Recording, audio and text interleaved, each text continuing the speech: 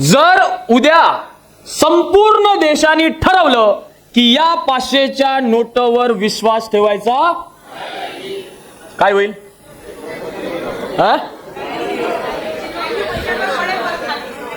चला चांगल्या उदाहरणापासून शिकूयात.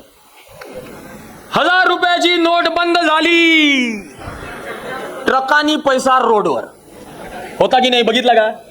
नोटबंदीच्या वेळेस झालं त्या पैशात, म्हणजे ज्याच्यासाठी रात्रंदिवस धावत होते तो रोडवर इकडे तिकडे नदीत इकडे तिकडे लोकांनी फेकून दिलाय. कुठं गेलाय तो पैसा? कोणी ठरवलंय हा पैसा? बलबॉन आहे का? जर उद्या संपूर्ण देशाने ठरवलं की या 500च्या नोटवर विश्वास ठेवायचा नाही, तर त्याच रात्री रस्त्यावर पैसा येऊन गेला होता, राईट? अशी व्हॅल्यू त्याची झाली होती. तर ती नोट फक्त कागद उरून जाते, मग त्याला जाळा फेका काही करा. म्हणून लक्षात घ्या, पैसा म्हणजे समाजाने मान्य केलेला फक्त विश्वास आहे.